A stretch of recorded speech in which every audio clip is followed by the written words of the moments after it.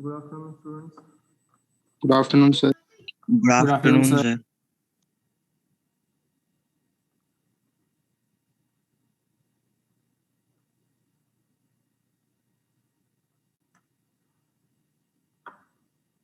Good afternoon, students. Good afternoon, sir.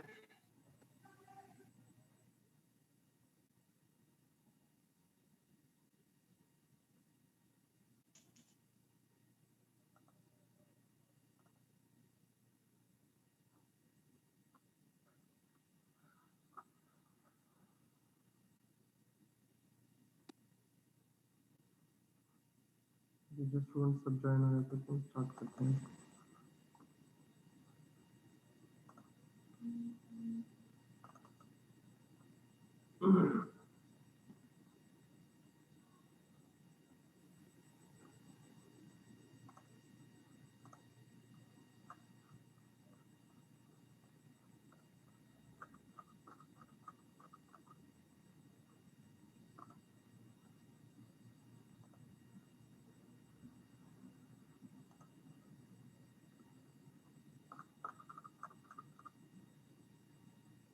Start करते हैं हम। लास्ट क्लास में हमने क्या पढ़ा था, किसी को आइडिया है जो स्टूडेंट प्रेजेंट थे? Yes Arushi. Sir, in last class we discussed about the difference between software and programs and the difference between system software and application software and examples. Very good. Last class में हमने software start किया था। अच्छा, topic start करने से पहले तुम लोगों को सबको मैसेज मिल गया होगा। तुम लोगों की जो मिड टर्म है वो 15 फेब से स्टार्ट होंगे, ठीक है? तो उसके अकॉर्डिंग अपना जो सिलेबस है उसको पढ़ना स्टार्ट कर दो। फर्स्ट 2 यूनिट्स हैं जो तुम्हारे उसमें कवर होंगी, ठीक है?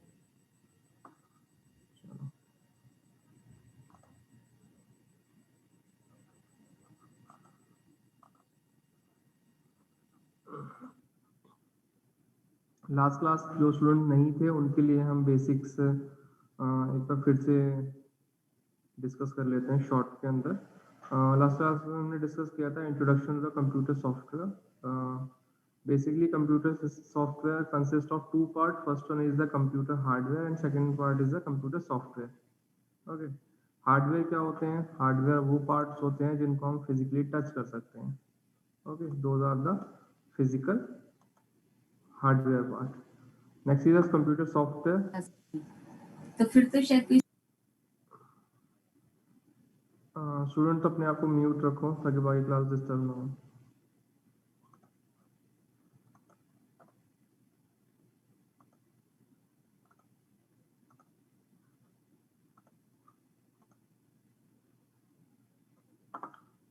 हैंड रेस कर सकता है किसी को डाउट होता है तो उस केस के अंदर, ठीक है? Computer software which tells the hardware what to do and how to do. Computer software क्या है? हार्डवेयर से अलग पार्ट है जो कि कंप्यूटर के अंदर हम इंस्टॉल करते हैं और या फिर उसके अंदर क्या करते हैं। सॉफ्टवेयर का वर्किंग क्या है? सॉफ्टवेयर जो है वो हमारे सिस्टम को ये बताता है कि हमें क्या करना है और कैसे करना है। हार्डवेयर से जो फंक्शनैलिटी परफॉर्मेंस का काम है वो हमारा सॉफ्टवेयर का होता है, ठीक है? फिर हमने डिस्कस किए थे basic examples of computer software, कहाँ पे क्या क्या यूज होते हैं कंप्यूटर गेम्स के अंदर, ड्राइवर सॉफ्टवेयर के अंदर, एजुकेशन के अंदर, मल्टीमीडिया के अंदर, प्रोडक्टिविटी, ये ऑपरेटिंग सिस्टम, ये सब क्या थे हमारे कंप्यूटर सॉफ्टवेयर के एग्जाम्पल्स थे। नेक्स्ट हमने क्या किया था? क्लासिफिकेशन ऑफ कंप्यूटर पे बात की थी।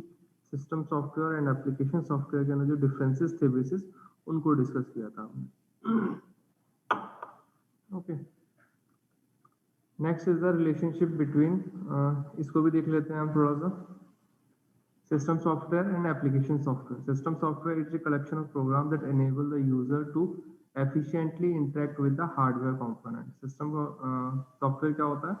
एक कलेक्शन ऑफ प्रोग्राम होता है जो क्या करता है, यूजर को इनेबल करता है कि एफिशिएंटली वो हार्डवेयर कंपोनेंट्स को इंटरेक्ट करके मैनेज कर सके। वहीं पे एप्लीकेशन सॉफ्टवेयर क्या होते हैं? एप्लीकेशन सॉफ्टवेयर भी क्या होते हैं? कलेक्शन ऑफ प्रोग्राम्स होते हैं रिटन फॉर स्पेसिफिक एप्लीकेशन। जो एप्लीकेशन प्रोग्राम्स होते हैं वो क्या होते हैं? स्पेसिफिकली किसी टास्क के लिए या फिर एप्लीकेशन के लिए क्रिएटेड किए जाते हैं। जो सिस्टम सॉफ्टवेयर्स होते हैं it control and manage the hardware. जो हमारे सिस्टम सॉफ्टवेयर्स होते हैं वो कंट्रोल करते हैं और मैनेज करते हैं हार्डवेयर को, जबकि उधर जो हमारे एप्लीकेशन सॉफ्टवेयर्स होते हैं वो क्या करते हैं, एनवायरनमेंट के अंदर कंपोनेंट को एडिशनल फीचर प्रोवाइड करते हैं। It use the services provided by the system software. System software क्या होते हैं, ये क्या होते हैं, जो हमारे एप्लीकेशन सॉफ्टवेयर होते हैं ये सिस्टम सॉफ्टवेयर की सर्विसेज को यूज करते हैं हार्डवेयर कंपोनेंट से इंटरेक्ट करने के लिए। सिस्टम सॉफ्टवेयर हमारा होता है जो ऑपरेटिंग सिस्टम। अगर मान लो तुम्हें कोई भी वर्क जो है परफॉर्म कराना है किसी भी एप्लीकेशन के थ्रू, तो तुम्हें उसे क्या करना पड़ता है, सबसे पहले ऑपरेटिंग सिस्टम के अंदर उसे इंस्टॉल करना पड़ता है। इंस्टॉल करने के बाद जो डायरेक्ट इंटरेक्शन है वो ऑपरेटिंग सिस्टम का हार्डवेयर के साथ रहता है। एप्लीकेशन क्या है, वो ऑपरेटिंग सिस्टम से कम्युनिकेट करती है। ठीक है, next is system software. It is a machine dependent. जो हमारे सिस्टम सॉफ्टवेयर होते हैं वो मशीन डिपेंडेंट होते हैं और हार्डवेयर डिपेंडेंट होते हैं। वहीं पे जो हमारे एप्लीकेशन सॉफ्टवेयर होते हैं वो हमारे क्या होते हैं, इंडिपेंडेंट होते हैं, मशीन इंडिपेंडेंट होते हैं। उसको डायरेक्ट हार्डवेयर से कोई रिलेशन नहीं होता है, तो वो उसके इंडिपेंडेंट होते हैं। The programmer must understand the architecture of the machine and the hardware detailed to write a system software. जो प्रोग्रामर है जो सिस्टम सॉफ्टवेयर को डेवलप कर रहा है उसको मशीन का जो हार्डवेयर कंपोनेंट्स हैं, हार्डवेयर की जो डिटेल्स हैं उनको डिटेल में पता होना चाहिए। रीजन मीन, तुमने एक एप्लीकेशन बनाई है, ठीक है, मतलब एक एप्लीकेशन क्या है, विंडोज बेस्ड एक एप्लीकेशन बनाई है। उसकी रिक्वायरमेंट बेसिक क्या है, 4 GB रैम होनी चाहिए, बट तुम्हारे सिस्टम के अंदर 2 GB रैम है। तो क्या है, अगर मुझे पता है कि मेरी सिस्टम कॉन्फ़िगरेशन क्या है तो मैं उसके अकॉर्डिंग अपने जो सिस्टम सॉफ्टवेयर्स हैं, एप्लीकेशंस हैं, उनको क्या कर सकता हूँ, मैं कॉन्फ़िगर कर सकता हूँ। जैसे कि अगर तुम्हारे सिस्टम के अंदर 1 GB या 2 GB रैम है, उसके साथ अगर तुम विंडो 10 तुम इंस्टॉल करते हो तो बहुत स्लो रिस्पॉन्स करती है। तो वो क्या है, मिनिमम सिस्टम रिक्वायरमेंट क्या है, 2 GB 4 GB रैम है जो तुम्हारे विंडो 10 के लिए है। 1 GB रैम के ऊपर सिस्टम इंस्टॉल करने से ही मना कर देता है कई सिस्टम्स के अंदर। तो वो क्या है, basic hardware requirement for a system software. On the other hand, in application software, the programmer can ignore the architecture of the machine and hardware detailed to write application. जबकि जो हमारे एप्लीकेशन सॉफ्टवेयर्स होते हैं उसको create करने के लिए, manufacture करने के लिए जो प्रोग्रामर है वो मशीन आर्किटेक्चर को इग्नोर कर सकता है। वो जस्ट अपने जो हमारा एनवायरनमेंट है उसके बेसिस के ऊपर वो प्रोग्राम को क्रिएट कर सकता है। ये बेसिक चीजें हैं, तुम सबको ऑलरेडी इसके बारे में पता है, बट वो डिस्कशन करना ठीक है ताकि जो जिन चीज तुम्हारे डाउट्स वगैरह हैं वो इसमें क्लियर हो जाएंगे। हर्षित,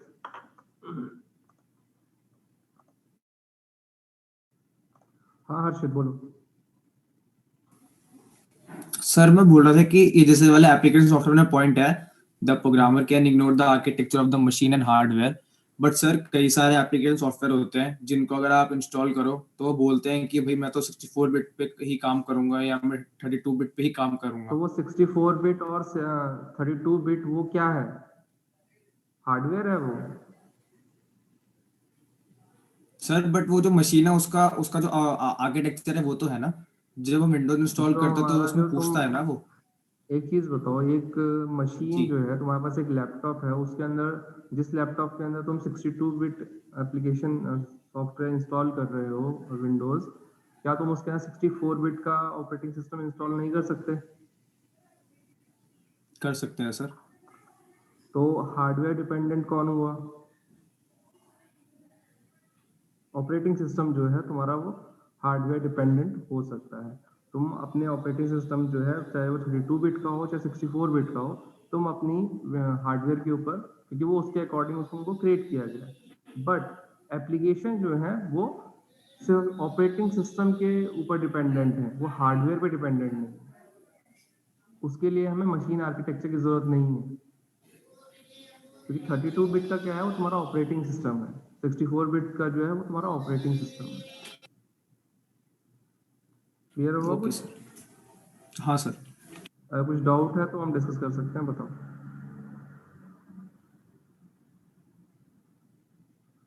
और कोई स्टूडेंट जिसने भी हैंड रेस किया था?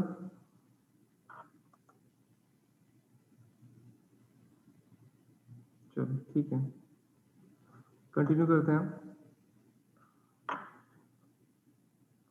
Next point is that in system software it directly interact with the hardware. जैसा कि हम डिस्कस कर रहे हैं, जो हमारे सिस्टम सॉफ्टवेयर होते हैं डायरेक्टली इंटरेक्ट करते हैं हार्डवेयर के साथ.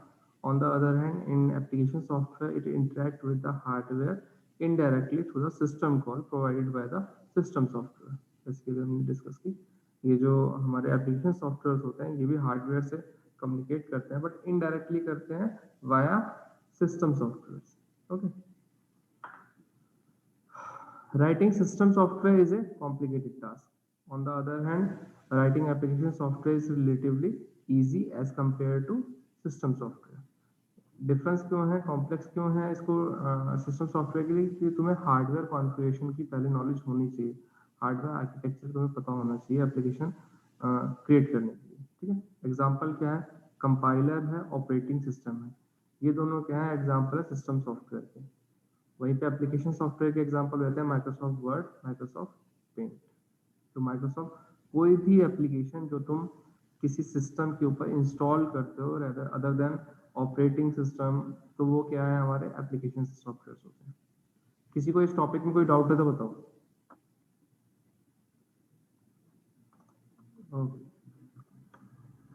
Next is the relationship between hardware, system software and application. ठीक है. तीन चीजें हैं हमारे यहाँ. सबसे पहले हार्डवेयर है हमारा, जो हमारी बॉटम कोर चीज है जिसकी एक्चुअल फंक्शनैलिटी इसने परफॉर्म करनी है. उसके बाद हमारे पास क्या है? सिस्टम सॉफ्टवेयर है, जो कि हमारे एप्लीकेशन सॉफ्टवेयर जो हमारे हार्डवेयर होते हैं उनके साथ कोरिलेट करते हैं, उन्हें मैनेज करते हैं, कंट्रोल करते हैं. एप्लीकेशन सिस्टम सॉफ्टवेयर के बाद आते हैं हमारे एप्लीकेशन सॉफ्टवेयर, जो कि सिस्टम सॉफ्टवेयर के थ्रू हार्डवेयर से रिलेट करते हैं, और जो यूजर्स होते हैं वो हमारे डायरेक्ट क्या करते हैं? एप्लीकेशन सॉफ्टवेयर से इंटरेक्ट करते हैं. यहाँ पे एक आर्किटेक्चर, एक पिक्टोरियल रिप्रेजेंटेशन दिया हुआ, तुम स्क्रीन के सब पे तुमको विजिबल होगा.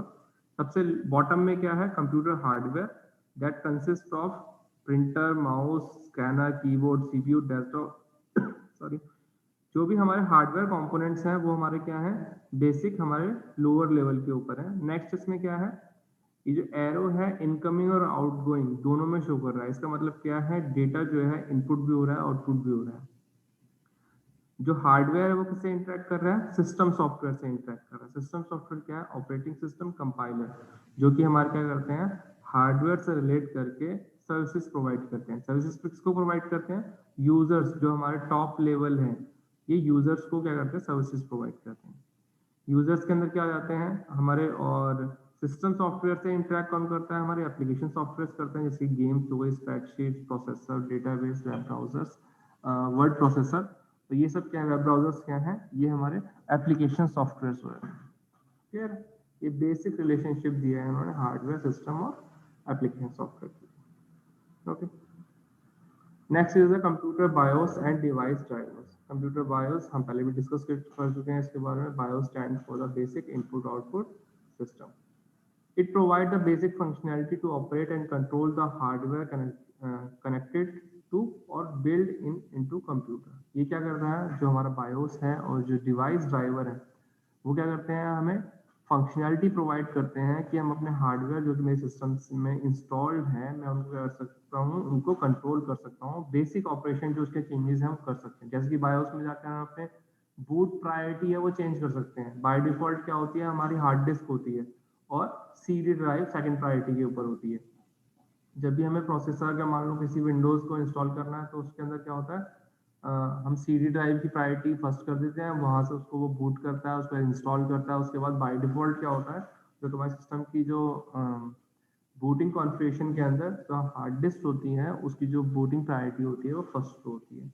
हम मैनुअली जाके बायोस के अंदर अपने यूएसबी ड्राइव को भी इनिशिएट कर सकते हैं. वहां पे प्रायोरिटी के अंदर उसको थर्ड प्रायोरिटी या फर्स्ट प्रायोरिटी मेंशन कर देते हैं. अगर अपनी यूएसबी को, तो तुम अपने यूएसबी के थ्रू भी ऑपरेटिंग सिस्टम को इंस्टॉल कर सकते हो अपने सिस्टम के अंदर. ठीक है.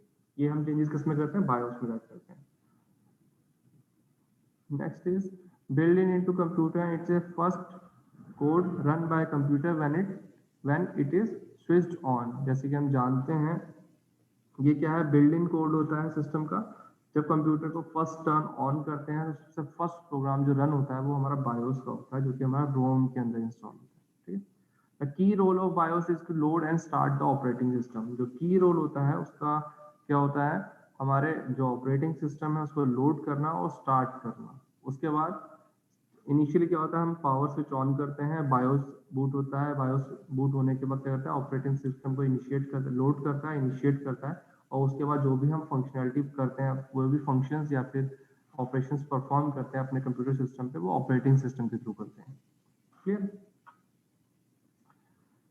Basic functions of BIOS, BIOS के बेसिक फंक्शन क्या है, initialize the system, initialize system register, initialize the power management, test the random access memory. जैसे ही तुम सिस्टम, अगर तुम्हारे रैम के अंदर अगर तुम्हारी कोई एरर है, रैम तुम्हारी वर्क नहीं कर रही है प्रॉपर, अगर किसी ने फेस किया हो प्रैक्टिकली, तो क्या होता है, तुम्हारे सिस्टम को तुम प्लग इन करते हो और पावर स्विच ऑन करते हो, तो तुम्हें सबसे पहले क्या होता है, बायोस ओपन होता है, बायोस रोम के अंदर होता है, प्रोसेसर वो तुम्हारा मदरबोर्ड जैसे ही ऑन होता है बायोस की स्क्रीन शो होती है। बट अगर तुम्हारी रैम, जैसे अभी हम यहाँ पे देखें, बेसिक फीचर है तुम्हारा बायोस का कि वो रैम चेक करता है। तो उसमें क्या होता है, जैसे ही रैम इनिशिएट होती है प्रोसेसर के लिए, प्रोसेसर की हेल्प से, तो उसमें क्या होता है, वो चेक करता है। रैम अगर फॉल्टी है तो उस केस में क्या होगा, सिस्टम तुम्हारा रन होने के बाद सडन बंद हो जाता है। तो ये चीज हमें कहाँ देखने को मिलती है, जब बायोस एक बार फंक्शन ऑन कर देता है अपना। ठीक है, नेक्स्ट क्या करता है, test all the serial and parallel ports. जितने भी पोर्ट्स हैं हमारे कंप्यूटर सिस्टम के, उनको चेक करता है। अगर उसमें कोई भी डाउन है या फॉल्टी है, तो वहाँ पे वो क्या करता है, हमारे सिस्टम मैनेजमेंट के अंदर, जो हमने अभी लास्ट अपने प्रैक्टिकल में भी देखा था, वो क्या करता है, वहाँ पे शो एक एरर मैसेज शो कर देता है, येलो कलर का साइन शो कर देता है, अगर वहाँ पे कुछ भी किसी भी प्रकार की कोई भी वहाँ पे फॉल्ट है तो।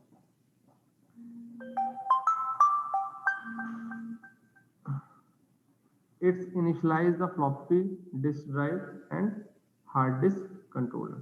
ये करता है, इनिशियलाइज करता है हमारी सेकेंडरी स्टोरेज को, and then display system summary information. इसके बाद क्या करता है, सिस्टम जो समरी इंफॉर्मेशन है हमें वो भी प्रोवाइड करता है। ये क्या है, बेसिक फंक्शनैलिटी है बायोस की। किसी को इसमें कोई डाउट है तो वो बता सकता है या हैंड रेस करके पूछ सकता है।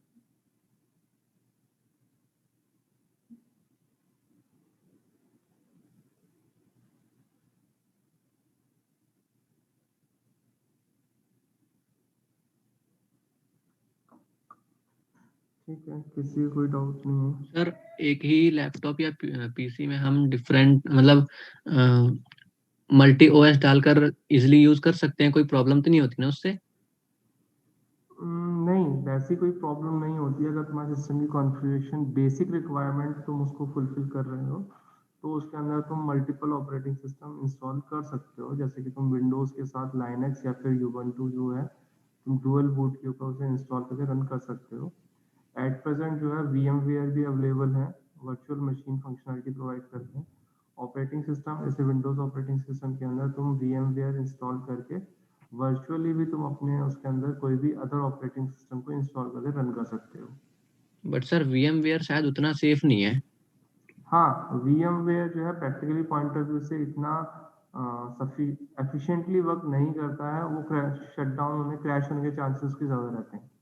बट डुअल बूट के ऊपर रन मैंने प्रैक्टिकली खुद यूज़ किया है करीब 2 साल तक अपने सिस्टम को, विंडोज़ और लाइनक्स दोनों इंस्टॉल करके उसके ऊपर मैंने वर्क किया है, तो ऐसा कोई इशू नहीं आता उसमें। सर बस स्टोरेज की वो होती है ना प्रॉब्लम, की स्टोरेज कहाँ रखनी होती है, सही से रखनी पड़ती है ना, अगर दबा यूज से कर लो। स्टोरेज को तुम्हें मैनेज करना पड़ता है, कितना स्पेस तुम्हें रिक्वायर्ड है ऑपरेटिंग सिस्टम के लिए। जैसे विंडोज़ का क्या है, विंडोज़ के अंदर मुझे बेसिक इंस्टॉलेशन के लिए 60 to 100 GB स्पेस जो है मुझे वो जस्ट ऑपरेशन के लिए चाहिए। मुझे सी ड्राइव के लिए इतना स्पेस चाहिए, बाकी जो स्टोरेज मुझे एडिशनल चाहिए। वहीं पे लाइनक्स के केस में मुझे क्या है, 25 से लेके 40 GB के स्पेस के अंदर मैं लाइनक्स को रन कर सकता हूँ इजीली, बहुत सफिशिएंटली। ठीक है, सर वो तो हमें स्टार्टिंग में लाइनक्स को देना पड़ता है ना स्टोरेज, अदरवाइज हम बाद में दे सकते हैं क्या? नहीं, हमें पहले ही उसको अपनी डिस्क में से रिमूव करके अनएलोकेट करना पड़ता है, और वो अनएलोकेटेड स्पेस को वो रूट डायरेक्टरी बनाकर वहाँ पे उसको वर्क करता है।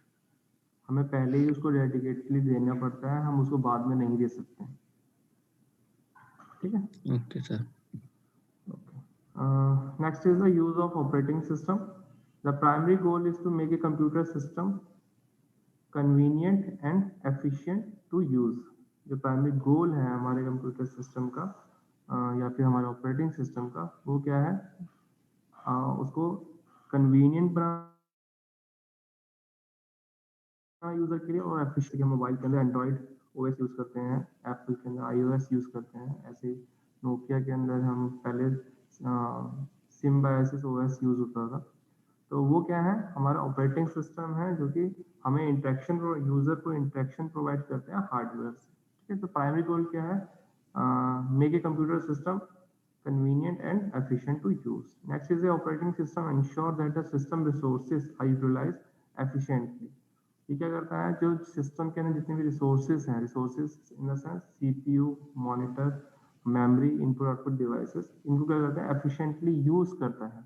ये जो ये कौन देखता है? तुम्हारा ऑपरेटिंग सिस्टम देखता है। Determine which program are active and which need to wait for some input output operations.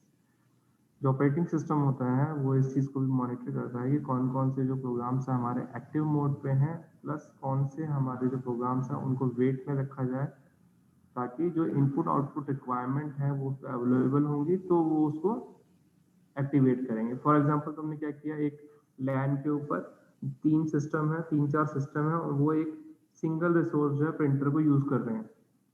तो सबसे पहले क्या है, एक जो है वो मेन कंप्यूटर है और उसके बाद जो नोड कंप्यूटर है, नेक्स्ट 2 जो है वो नोड कंप्यूटर है जो उससे अटैच्ड है। मेन कंप्यूटर ने कोई प्रिंट के लिए कमांड दी तो वो क्या है? प्रिंटिंग प्रोसेस में है, मतलब 50 पेजेस प्रिंट के लिए दिए हैं, वो प्रिंटिंग चल रही है, तो वो क्या है? एक्टिव मोड के ऊपर है वो ऑपरेशन। बट सेकंड जो नोड सिस्टम थे, उन्होंने क्या, जब प्रिंट के लिए कमांड दी तो वो क्या करेंगे? उसको वेट में डाल देगा। जब तक वो एक्टिव वाला रिसोर्स को लीव नहीं करेगा तब तक क्या रहेगा? वो उसको वेट में रहेगा, होल्ड करेगा। जैसे ही वो फ्री होगा वैसे ही वो ऑपरेशन परफॉर्म होगा। ठीक है, तो ये जो मैनेजमेंट है ये कौन करता है? ऑपरेटिंग सिस्टम करता है। Has a control policy and algorithm to allocate the system resources. इसके अंदर क्या होता है? कंट्रोल पॉलिसीज होती हैं, एल्गोरिथम्स का यूज होता है जो सिस्टम के रिसोर्सेज हैं, मेमोरीज, यूनिट्स हैं, उनको एलोकेट करने के लिए। ठीक, ये हमारे बेसिक क्या है? Uses of operating system. Next is the utility software. Utility software क्या होता है? Additional add on computer applications होती हैं जो कि हमारे सिस्टम को additional configuration, additional feature provide करते हैं जो हम टास्क में। लास्ट तुम लोगों का एक्सपेरिमेंट नंबर 4 था जो हमने किया था, वो यही था, system utilities of Windows operating system with registry edit. तो ये क्या है? एडिशनल फीचर्स हैं जो हमारे कंप्यूटर सिस्टम को प्रोवाइड किए जाते हैं, जैसे कि disk fragmentation, disk checker, cleaner, space analyzer, partition. ये हमने लास्ट क्लास में डिस्कस भी किए थे। इनमें से कुछ data compression, data cryptographic, launch application, registry, cleaner, network utilities, ये सब क्या है? बेसिक सिस्टम यूटिलिटी सॉफ्टवेयर हैं जो कि एडिशनल हमारे ऑपरेटिंग सिस्टम है उसके साथ हमें इनबिल्ट प्रोवाइड किए जाते हैं। इनका जो हर सॉफ्टवेयर का जो क्या है? डेडिकेटेड टास्क है जो ये परफॉर्म करते हैं। हाँ हर्षित बोलो। सर ये जो लॉन्चर एप्लीकेशन से ऊपर लिखा है इसके बारे में आप कुछ और मतलब एक्सप्लेन कर सकते हो? क्रिप्टोग्राफिक बाकी हाँ, क्योंकि बाकी सारे सुने हुए हैं, यूज भी करे हुए हैं, ये पहली बार सुना है। क्रिप्टोग्राफी एक्चुअली क्या है? एक तुम्हारी डेडिकेटेड फील्ड है कंप्यूटर साइंस के अंदर। क्रिप्टोग्राफी का मतलब होता है हिडन राइटिंग। कोई भी जो तुम कोई भी डेटा है जो तुम्हें इनक्रिप्ट फॉर्म के अंदर कहीं पे ट्रांसफर करना है ओवर द नेटवर्क, तो उसके लिए हम इंक्रिप्शन का यूज करते हैं। इंक्रिप्शन के लिए हमारे पास इंक्रिप्शन एल्गोरिथम्स होती है। इंक्रिप्शन एल्गोरिथम फर्दर 2 टाइप की होती है, तुम्हारी सिमेट्रिक की और एसिमेट्रिक की। सिमेट्रिक की के अंदर क्या होता है? इंक्रिप्शन और डिक्रिप्शन के टाइम पे सेम की का यूज होता है, जबकि एसिमेट्रिक टाइप इंक्रिप्शन के अंदर तुम्हारे 2 कीज होती हैं। इंक्रिप्शन के टाइम पे अलग की यूज होती है और डिक्रिप्शन के टाइम पे अलग की का यूज होता है। फॉर एग्जांपल तुम लोगों के पास रियल लाइफ एग्जांपल क्या है इंक्रिप्शन का? जैसे तुम लोग व्हाट्सएप यूज करते हो तो व्हाट्सएप की कभी कॉन्फ़िगरेशन चेक करोगे ना, तो उसके ऊपर सिक्योरिटी के फीचर के अंदर लिखा होता है end to end encryption. End to end encryption का मतलब होता है तुमने जो अपने सिस्टम के ऊपर मैसेज लिखा है और उसको तुमने जस्ट एंटर किया है प्रेस, एंटर प्रेस होते ही वो उसको इंक्रिप्ट कर देता है, इंक्रिप्टेड वे के अंदर वो नेटवर्क के ऊपर ट्रैवर्स होता है, और जब वो सिस्टम एंड पे पहुंचता है वहां पे जाके वो उसको डिक्रिप्ट करते हैं, उसको बोलते हैं एंड टू एंड इंक्रिप्शन। मतलब जिस यूजर ने सोर्स से और रिसीवर के इन बिटवीन वो क्या है, इंक्रिप्टेड फॉर्म के अंदर ट्रांसफर होते हैं। तो क्रिप्टोग्राफी क्या है, ये तुम्हारी एक अप्रोच है सिक्योरिटी प्रोवाइड करने के लिए, ताकि तुम्हारा डेटा लॉस ना हो, प्लस कोई साइलेंटली ईव डीपिंग करके इसको क्या करते हैं, उसको कैप्चर ना करे डेटा के लिए। ये एक्चुअली काफी वास्ट टॉपिक है। बेसिक इन्फॉर्मेशन यही है, इंक्रिप्टेड फॉर्म में डेटा को ट्रांसफर करने के लिए हम क्रिप्टोग्राफी का यूज करते हैं। ये इसमें बहुत कुछ है, तुम आगे जब जैसे पढ़ोगे तुम्हारे सब्जेक्ट्स के अंदर इसको धीरे धीरे एडजस्ट किया गया है। लास्ट में जब तुम 4th सेमेस्टर में जाओगे तो इसको पूरा एक सब्जेक्ट पढ़ोगे क्रिप्टोग्राफी। सर एक डाउट था सर। हाँ बोलो। सर इससे नहीं रिलेटेड, मैंने इंटरनेट पे एक वीडियो में सुना था that Linux is a kernel क्या होता है सर, और ऑपरेटिंग सिस्टम में क्या डिफरेंस है कर्नल और ऑपरेटिंग सिस्टम में?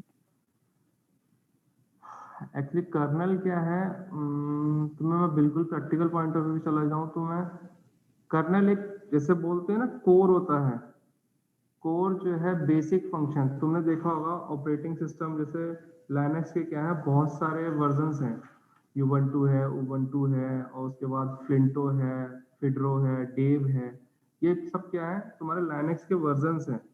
बट इन सब ऑपरेटिंग सिस्टम में क्या हुआ है, जस्ट जो तुम्हारे सिस्टम यूटिलिटीज हैं और जो फ्रेमवर्क है और जो GUI है उसको इन्होंने चेंज किया है। जो बेसिक कर्नल रहता है ना, कर्नल एक तो जैसे बोलते हैं हम कंप्यूटर को, जैसे CPU बोलते हैं ना, CPU is the brain of the computer, ऐसे ही kernel is the heart of the operating system. वो बेसिक फीचर जो कोडिंग जो एक सिस्टम के अंदर हुई है कर्नल के अंदर, वही पूरी फंक्शनैलिटी प्रोवाइड करता है। अब उस फंक्शनैलिटी को जो प्रोवाइड की गई है उसको आप रिप्रेजेंट, जैसे कि मान लो एक टीचर है, फैकल्टी है, ठीक है, वो तुम्हें पढ़ा रहा है, मतलब एक फैकल्टी जब वो खुद पढ़ रहा था वो क्या कर रहा था, उसको अगर मान लो किसी वो दूसरे बैकग्राउंड में, अब हरियाणा में पढ़ा है या फिर कहीं पे पंजाब में पढ़ा है, दिल्ली में पढ़ा है, इंफॉर्मेशन बुक सेम है बट जो सोर्स ऑफ इंफॉर्मेशन क्या है वो डिफरेंट हो चुका है, डिफरेंट हो सकता है। तो उस केस में क्या हुआ, उसने नॉलेज गेन करी, नॉलेज गेन करते करते क्या किया, उसने अपना एक पैकेज क्रिएट कर लिया कि हाँ अब उसको ये सब चीजें आती हैं। अब क्या होता है, जैसे तुम किसी फैकल्टी के पास जाओगे, जैसे तुम 3rd सेमेस्टर 4th ईयर में जाओगे तो तुम्हें क्या होगा, तुम्हें डोमेन पता लगेगा कि ये इस फैकल्टी का ये डोमेन है। डोमेन का मतलब वो होता है कि जिस फील्ड के अंदर उन्होंने ज्यादा काम किया हुआ है, तो क्या है उसके अंदर एक्सपर्टाइज है उनकी। जैसे कि अगर तुम मुझसे पूछा जाए कि मेरा डोमेन एरिया क्या है, तो मेरा जो डोमेन एरिया है वो कंप्यूटर नेटवर्क है, मैनेट है, क्योंकि मैंने उसके ऊपर अपनी एमटेक थीसिस जो है अपनी इसके ऊपर की रही है। तो ये क्या होता है, डोमेन्स होते हैं, तो उसमें क्या है मेरी उसके अंदर कोर है। ऐसे ही कर्नल क्या है, जितना भी तुम्हारी सिस्टम मैनेजमेंट है वो कर्नल करता है। कर्नल के अंदर जो बेसिक कोर इंफॉर्मेशन है होती है वो होती है, बाकी जो है वो GUI होता है। तुमने वो क्वेश्चन पूछा what is the difference between kernel and operating system. Yes sir. Kernel जो है बेसिक फंक्शनलिटी प्रोवाइड करता है। कर्नल ऑपरेटिंग सिस्टम क्या है, एक सिस्टम सॉफ्टवेयर है जो कि कर्नल को जो अडेप्ट करता है। कर्नल ही है जो ऑपरेटिंग सिस्टम को एक्चुअली फीचर्स प्रोवाइड करता है, जो फंक्शनैलिटी प्रोवाइड करता है। कर्नल जो है वो ऑपरेटिंग सिस्टम का पार्ट है। ओके सर, यस सर, समझ गया। Next is compiler. किसी को पता है कंपाइलर क्या होता है?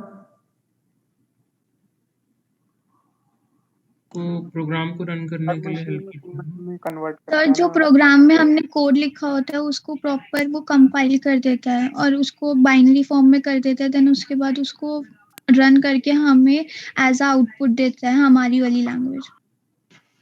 सर कंपाइलर वो होता है जो सर अपने हमारी ह्यूमन लैंग्वेज को कंप्यूटर की लैंग्वेज में कन्वर्ट कर देता है, जिससे कंप्यूटर को पता लग जाए कि हाँ भाई ये कोड लिखा गया है, इसको रन करना है, और उसके अंदर से वो गलती निकाल देता है। अगर चलेगा तो चलेगा, नहीं चलेगा तो ठीक है। गुड। शिव से पहले कौन बोला था? मान्या। Okay good. तो ये जो अभी तुम स्टूडेंट्स ने ये बताया है बिल्कुल ठीक बताया है। कंपाइलर का काम क्या होता है, तुम्हारा जो सोर्स कोड होता है, जो भी जैसे तुम प्रोग्रामिंग करते हो सी प्लस प्लस के अंदर, तो वो क्या है, तुम्हारी मशीन लैंग्वेज नहीं है। मशीन लैंग्वेज क्या होता है, जो मशीन समझ सके। मशीन क्या समझती है, 0 और 1 को समझती है। तो जो नॉर्मल लैंग्वेज को मशीन लैंग्वेज में कन्वर्ट करे, वो हमारा क्या होता है, कंपाइलर होता है। सिंपल सी डेफिनेशन है, compiler is a special type of program that transform the source code written in programming language। एक सोर्स कोड जो कि प्रोग्रामिंग लैंग्वेज में लिखा गया है, into transform the source code into machine language which use only 2 digits 0 and 1। तो simple क्या है, कोई भी सी या सी प्लस प्लस के प्रोग्राम को मशीन लैंग्वेज मतलब बाइनरी फॉर्म के अंदर कन्वर्ट करने का जो काम है वो कंपाइलर करता है। ठीक है। The result code is zeros and ones is known as a object code.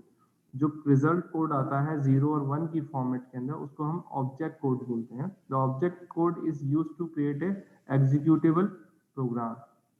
Object code की हेल्प जो है वो यूज होता है किसी भी प्रोग्राम को एग्जीक्यूटेबल फाइल क्रिएट करने के लिए। जैसे कि अगर तुम किसकी बात करूं, सी की बात करें या सी प्लस प्लस की बात करें, तो क्या होता है, सी का अगर तुम प्रोग्राम है तो उससे क्या करते हो, तुम मान लो हेलो वर्ल्ड तुमने एक प्रोग्राम बनाया है, तो उसकी फाइल का नाम क्या रखते हो, हेलो डॉट सी रखते हैं। सी क्या एक्सटेंशन होती है तुम्हारे प्रोग्राम की, जो वो सी की लैंग्वेज में लिखा गया है। सी प्लस प्लस के लिए हम CPP का यूज करते हैं, जावा के लिए डॉट जावा का यूज करते हैं। तो ये क्या है, एक्सटेंशन है उन प्रोग्रामिंग लैंग्वेज की। बट जैसे ही तुम सी के प्रोग्राम को कंपाइल करते हो तो डॉट OB या फिर डॉट OBJ या डॉट O, ये क्या है, ऑब्जेक्ट फाइल क्रिएट होती हैं जो कि डायरेक्ट एग्जीक्यूशन के लिए यूज होती हैं। तो तुम्हारे प्रोग्राम का जो आउटपुट है वो एज ए आउटपुट में शो होता है। क्लियर है, ये हमारी बेसिक सा इंट्रोडक्शन है तुम्हारे कंपाइलर। सर किसी को कोई डाउट है इसमें? सर हाँ, कौन? सर गौर वो हम कोई ऐसा कंपाइलर नहीं बना सकते जो इंग्लिश या हिंदी लैंग्वेज कोई मशीन लैंग्वेज में कन्वर्ट कर दे, तो फिर हमें प्रोग्रामिंग लैंग्वेज की जरूरत ही नहीं पड़ेगी। NLP जो एक फील्ड है, नेचुरल लैंग्वेज प्रोसेसिंग, ये इसी पे वर्क करती है, हिंदी को इंग्लिश को कन्वर्जन के लिए। अभी वो क्या है, अभी प्रोसेसिंग के ऊपर है, वो उसको अभी वर्क कर रहे हैं उसके लिए, अभी वो फुली एडवांस नहीं हुआ है। ठीक है। One compiler for C and C++ and maybe other languages. One compiler for all the. दीदी तुम्हारी आवाज जो है ना बहुत धीरे आ रही है, थोड़ा जोर से बोलो। Can we use one compiler for all the programming languages? Basically जो तुम्हारे कंपाइलर्स होते हैं वो वेरी करते हैं हर लैंग्वेज के लिए। जैसे तुमने देखा होगा टर्बो सी आता है, फिर टर्बो C प्लस प्लस होता है। तो ये किसी भी एक लैंग्वेज के अंदर क्या होती है, लाइब्रेरीज होती हैं। तो हर मेथड्स, लाइब्रेरी, जो प्रोसीजर्स होते हैं हर लैंग्वेज के डिफरेंट होते हैं। तो हम सेम कंपाइलर को यूज नहीं कर सकते हैं। बट जैसे कि C प्लस प्लस जो है वो C का एडवांस वर्जन है, तो वो C के मोस्टली सारे फीचर को सपोर्ट करता है। तो हम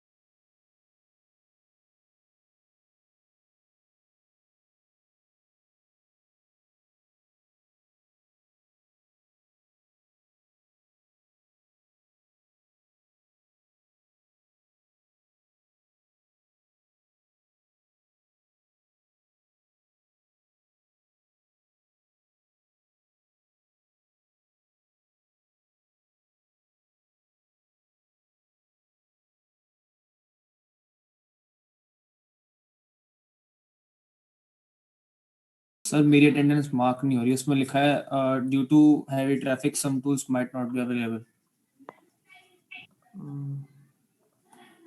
serial number 32। Okay sir. And sir जो अभी आपकी वाली स्लाइड थी इंटरप्रेटर वाली, सर उसमें मतलब जितना मेरे को याद है इंटरप्रेटर जो होता है वो इंटरमीडिएट कोड जनरेट नहीं करता, जबकि जो कंपाइलर होता है वो जनरेट करता है। अच्छा चलो इसको हाँ सर एक पढ़ना थोड़ा सा और मैं भी इसको एक्सप्लोर करूंगा, बट इसके अंदर गलती नहीं हो सकती है। सर क्योंकि जो मतलब जो डिफरेंस होता है इंटरप्रेटर और कंपाइलर में कि इंटरप्रेटर लाइन बाय लाइन पढ़ता है तो वो एनालाइज तो जल्दी कर लेता है। डिफरेंस जो होता है वो यही होता है।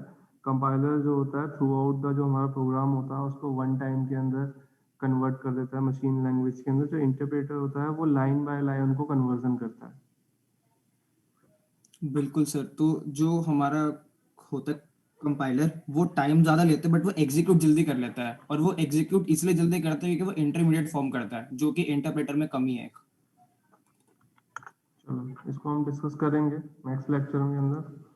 तुम इसको और एक्सप्लोर करके आना, ठीक है? तब इसको हम डिस्कस करेंगे इसके ऊपर।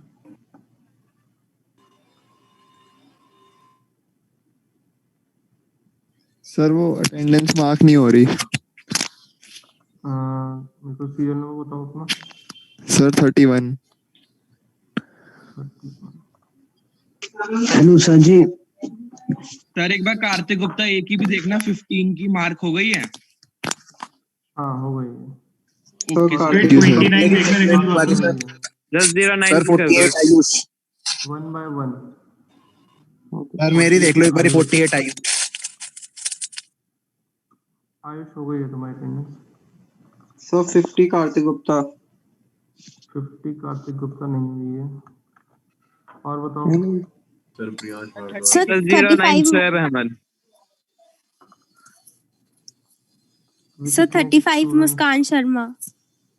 35 सर 3 आदित्य कुमार। सर उसके अगला भी देख लेना, प्रियांश भारद्वाज। सर 16 मान्या वर्मा। मैं अभी जो स्टूडेंट की अटेंडेंस मार्क नहीं हुई है मैं उनके नाम बोल रहा हूँ। अगर कोई इसमें से एब्सेंट हो तो मैं बता देना। Aditya Kumar roll number 3। Sir present 2। Okay.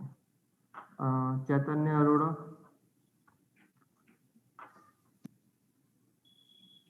चैतन्य शायद प्रेजेंट था अभी। सर पिछले वाले में था सर चैतन्य। हाँ ठीक है। Pankaj Joshi, Kuldeep, Shoaib, Zeeshan, Nitin. Sir Shoaib present. Okay. Sneha Jain.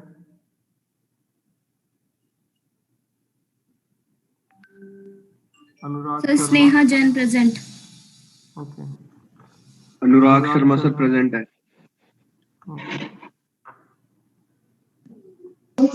Hello sir. Sir present sir Prachi. Hello sir ji. Sir मैं लेट हो गया आने में। चैतन्य प्रेजेंट है सर। हाँ चैतन्य ज्वाइन तुम्हारी हो गई थी। हाँ हर्ष गुप्ता बोलो। सर एक बार मेरी अटेंडेंस चेक कर लो, मैंने लगाई थी पर वो अभी दोबारा मैंने देखी तो हट गई अपने आप। 49 लगी हुई है तुम्हारी हर्ष। ठीक है। Excuse me sir. अभी एट प्रेजेंट जो है 42 स्टूडेंट की मार्क अटेंडेंस हो चुकी है। ठीक है 40 स्टूडेंट्स यहाँ पे प्रेजेंट हैं तो सबकी ऑलमोस्ट हो गई है। हाँ बताओ कौन है। Sir Harshit Gupta. Sir Takshana. What is linker and what is loader. किसी को पता है लिंकर लोडर क्या होता है? जिन्होंने C++ पढ़ी हुई है पहले से वो इन सबको पढ़ चुके होंगे।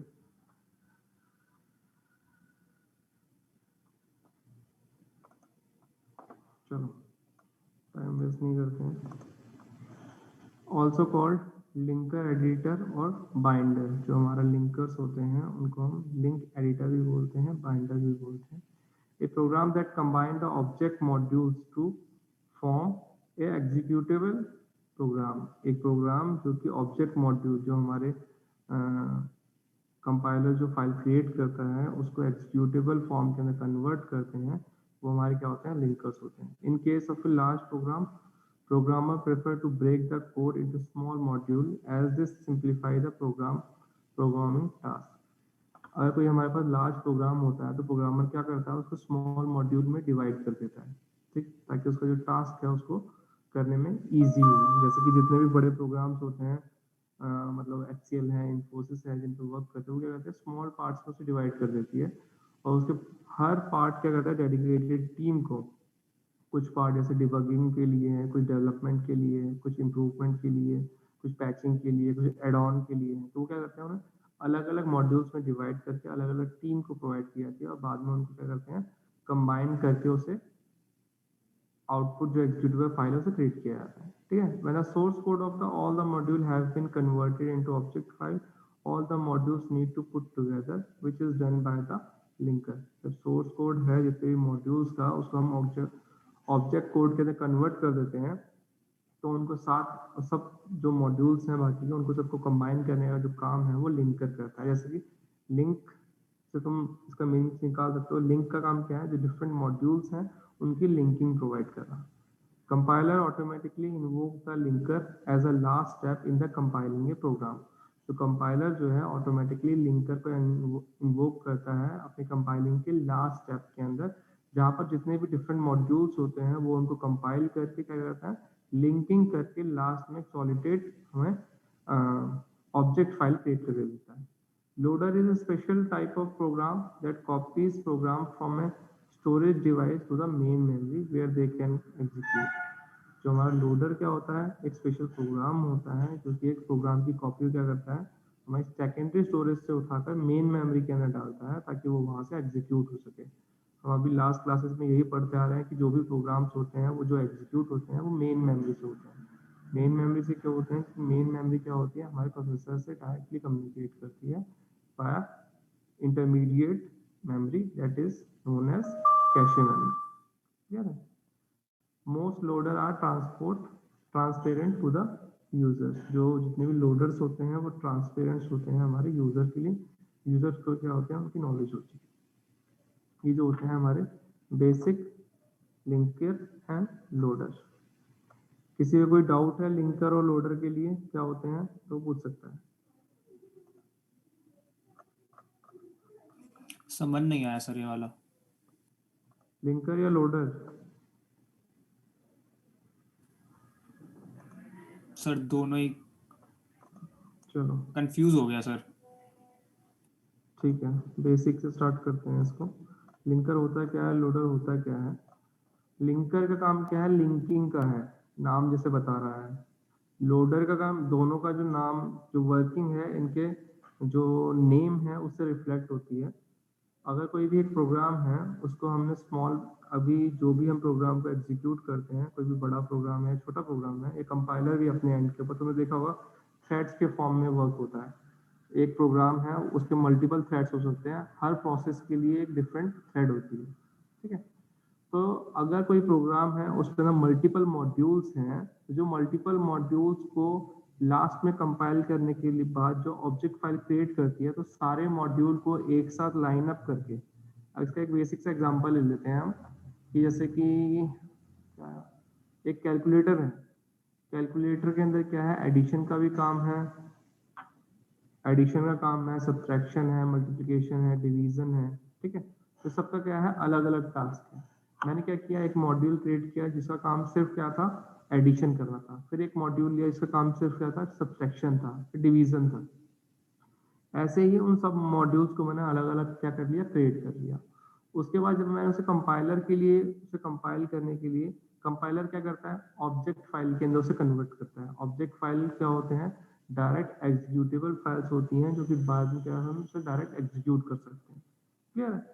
तो जो स्मॉल मॉड्यूल्स हमने क्रिएट किए थे, उनको आपस में लिंकिंग का जो काम होता है, जो आपस में या सब्ट्रैक्शन, मल्टीप्लिकेशन, डिवीजन, ये जो हम स्मॉल मॉड्यूल्स थे इनको कंबाइन एक यूनिट में कन्वर्ट करने का जो काम है वो लिंकर का होता है।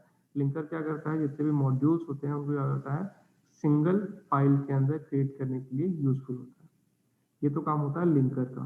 लोडर क्या करता है, कोई भी प्रोग्राम जिसे मुझे एग्जीक्यूट करना है, जैसे मान लो तुमने क्या किया, अपनी विंडोज में गए और तुमने एक सी ड्राइव में एक सॉन्ग था उस पर डबल क्लिक कर दिया, क्या वो सॉन्ग डायरेक्ट तुम्हारी हार्ड डिस्क से प्ले हुआ? नहीं, वो सॉन्ग पहले क्या हुआ, सॉन्ग पहले कॉपी हुआ तुम्हारी रैम के अंदर और रैम से तुम्हारा क्या हुआ, उसका प्ले स्टार्ट हुआ।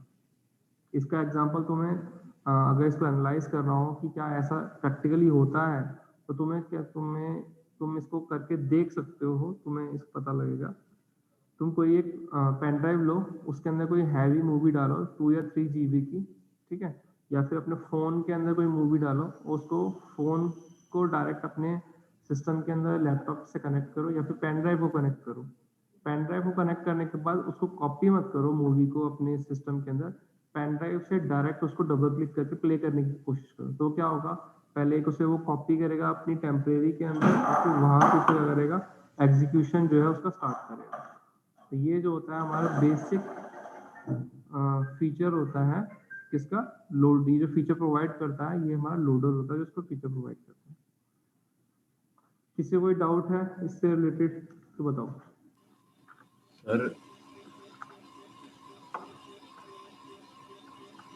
हाँ बोलो। जो आजकल सर जो जैसे ऐप्स है, स्पॉटिफाई हो गया और ये सब हो गया सर, ये इसी के लिए इसी पे वर्क कर रहे हैं लोडर को कम करने का, क्योंकि अब इस पे होता है एक जगह पे बहुत कोई बड़ा सर्वर है, वहाँ पे म्यूजिक बहुत सारा स्टोर है और डाउनलोड करने की जरूरत नहीं पड़ती, कहीं कॉपी करने की जरूरत नहीं पड़ती, सिर्फ प्ले करने की जरूरत, प्ले करना पड़ता है तो वहीं से हो जाता है।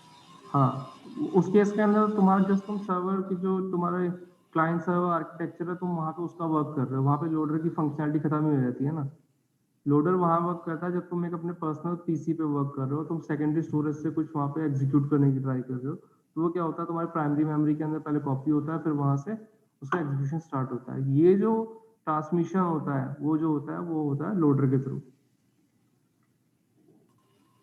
Okay sir. ओके चलो ठीक है, आज की हमारी क्लास काफ़ी है, कल हम यहीं से कंटिन्यू करेंगे। सर ओके हाँ सर एक रिक्वेस्ट थी। सर हमें ना आजकल काफ़ी असाइनमेंट्स करने पड़ रहे हैं और अभी वाइवा भी था, पहले फिजिक्स का था, फिर कल ईटी का था, तो सर मतलब काफ़ी सारा प्रेशर है, तो एक रिक्वेस्ट थी कि आप असाइनमेंट क्रिएट पोस्टपोन कर सकते हो क्या? कौन सा असाइनमेंट? मैंने कोई असाइनमेंट सर वो जो आपने भी दिया है 4 वाला सिस्टम, लैब के वर्क है। लैब तुम्हें एक चीज़ समझ नहीं होगी, अभी तो तुम घर पे बैठे हो, तुम्हें सब चीज़ें वहाँ पे घर से करनी पड़ जाएगा। कॉलेज में होते तो फर्स्ट सेमेस्टर है, इन सब के आदत डाल लो, ये चीज़ तुम्हारे रैपिडली चलेगी साइमल्टेनियसली, क्योंकि जो लैब्स होंगी उसको हम डिले नहीं कर सकते। मैंने तुम्हें कोई भी असाइनमेंट, होना क्या था, तुम्हें 2 असाइनमेंट दिए जाने थे तुम्हारे थ्योरी के पॉइंट ऑफ व्यू से, मैंने एक ही दिया क्योंकि मुझे पता है बाकी चीज़ें अभी तुम्हारे लिए स्टार्टिंग है, मैं वो एग्जाम मिड टर्म के बाद में ही दूंगा ताकि तुम्हें थोड़ा सा पता लग जाए चीज़ें क्या चल रही हैं, ठीक है। तो जो लैब वर्क है वो डेडलाइन का मतलब डेडलाइन है। जैसे तुम्हें आज तुम्हें वो एक्सपेरिमेंट जिस टाइम पे करवाया गया है, कोई भी लैब एक्सपेरिमेंट करने के लिए मैक्सिमम टू मैक्सिमम तुम्हें 2 घंटे लगेंगे और एक वीक के अंदर 2 घंटे निकालना कोई बड़ी बात नहीं है। तो इस चीज़ के लिए मैं कोई भी टाइम या स्पेयर तुम्हें चीज़ नहीं करूँगा। आज डेडलाइन है, आज डेडलाइन को सबमिट होना चाहिए, जो लेट सबमिट कर रहे हैं वो उसके अकॉर्डिंग उसको डील किया जाएगा। क्लियर है? और किसी कोई कुछ पूछना हो कहना हो तो बता सकता है। सर बस लेट सबमिशन के मार्क्स कट रहे हैं ना? बिल्कुल कटेंगे, क्यों नहीं कटेंगे। हाँ सर, मैं सर ये पूछ रहा था कि मतलब सर डेकोरेशन के तो नहीं काटते ना सर आप नंबर? नहीं, मेरे डेकोरेशन से मुझे कोई मतलब नहीं है, ये नीट और फाइल तुम्हारी भाई ईजी की क्लास नहीं है, ईजी की क्लास नहीं है, ठीक है। तुम्हारी बात प्रॉपर होनी चाहिए, मुझे मतलब है तुम्हारा जो कंटेंट है वो क्लियर होना चाहिए, जो टॉपिक जो तुम एक्सप्लेन कर रहे हो वो टॉपिक कंप्लीट होना चाहिए। ये नहीं है कि जस्ट तुमने क्या किया, सिस्टम से कॉपी किया, वहाँ से उठाया, लाइन का कोई मतलब नहीं बन रहा, जस्ट वहाँ पे कॉपी पेस्ट कर दिया। जो तुम्हारा एक्सपेरिमेंट है वो कंप्लीट होना चाहिए। तुम लोगों को मैंने लास्ट टाइम भी बोला था कि अपना जो लैब फाइल है उसको कंप्लीट एक पेज के अंदर फोटो क्लिक करो। फोटो क्लिक के अंदर जो ब्लैंक पेज है और लाइन वाला पेज है वो एक ही फ्रेम में आना चाहिए, ताकि पता लगे किस कंटेंट के आगे तुमने कौन सी इमेज प्रिंट की है। 2-4 बच्चों ने अभी भी क्या कर रखा है, वो वैसे भेजा हुआ है, अलग अलग पेजेस की, ब्लैंक पेजेस की अलग क्लिक दिए हैं और जो रिटर्न कंटेंट है उसकी अलग प्रिंट कॉपी वो की हुई है, इमेज दी हुई है। तो उस चीज को एक बार ध्यान देना, ठीक है। Excuse me sir. सर मेरी अटेंडेंस रह गई थी, दिव्या चौधरी सर प्लीज लगा दो। दिव्या सर अगर अभी मैं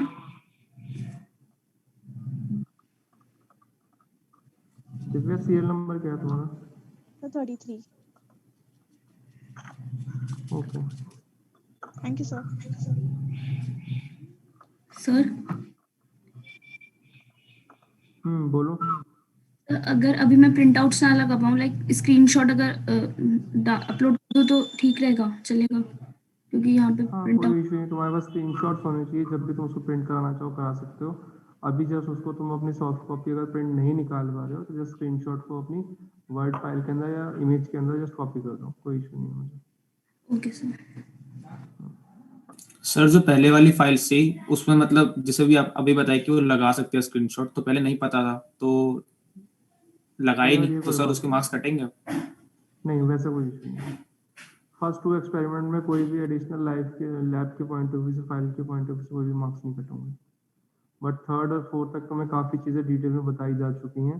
3rd और 4th में भी अगर गलती हो रही है तो वो चीज़ों के लिए तुम रिस्पॉन्सिबल रहोगे, ठीक है। चलो ओके, थैंक यू।